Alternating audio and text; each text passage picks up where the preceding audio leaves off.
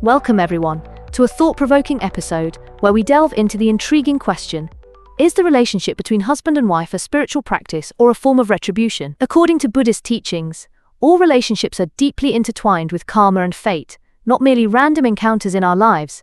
It truly expands the mind, doesn't it? Oh wow, that's such an interesting angle. So, does that mean then that some couples are, spiritually meant to be together for growth, while others might be, past enemies? How does that even play out in practical terms? Yes, exactly. It's a fascinating dichotomy. Some couples have a strong connection that likely stems from unresolved issues from the past. Imagine this.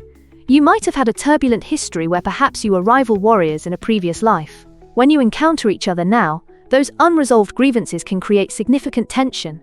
So you end up with this intense attraction, which eventually leads to conflicts. I like to call that the karmic roller coaster. Oh, a karmic roller coaster, I love that. So, are there, specific types of couples that face these kinds of challenges? Absolutely. There are 5 key types of couples known for their karmic challenges.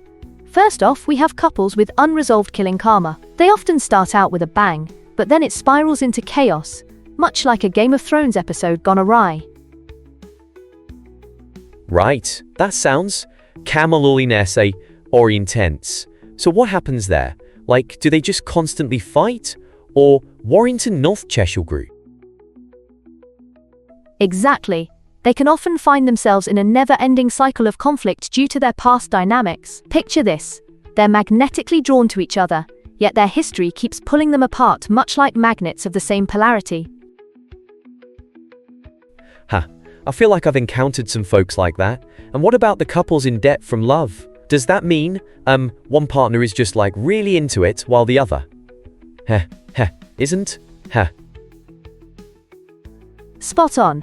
In this scenario, one partner is fully invested, the passionate lover, while the other acts indifferent. This creates a karmic imbalance, reminiscent of a debtor and creditor relationship. One loves deeply, while the other sporadically plays the role of a never-ending chill pill. Wow, I can definitely see how that would lead to issues. But what about emotional misalignment? How does that manifest? Great question. Emotional misalignment often stems from past familial roles. Can you imagine feeling a connection yet lacking genuine passion? It's akin to being cast in a play where you end up with the wrong script. You're performing the wrong role, making the connection feel quite hollow. That's such a vivid analogy. But what about those couples mistaken for each other's matches? How do I differentiate that from the others? Great point. Couples who are often mistaken for each other's match typically share a tumultuous love story, packed with both passion and conflict. It's quite similar to watching a soap opera, intense, but filled with unresolved tension. They may feel an undeniable bond, while simultaneously triggering past conflicts that can fuel their connection. That's quite riveting. And finally, couples with a life debt. Do they look stable on the surface but just, implode in the end?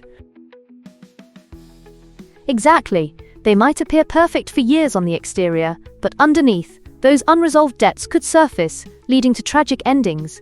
It's much like a beautifully crafted house hiding a crumbling foundation.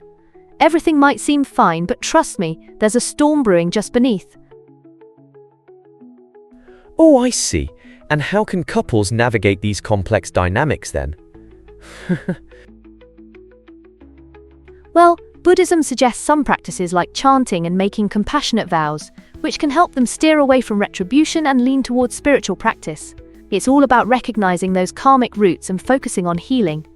Imagine turning a thorny path into a blooming garden of understanding. Wow, that sounds enlightening. But I guess you'd need to really be aware of your past to do that, right? Precisely.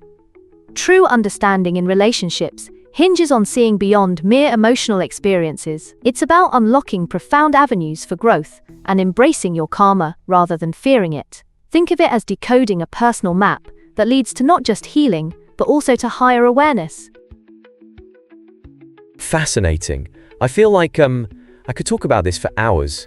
What an enriching perspective.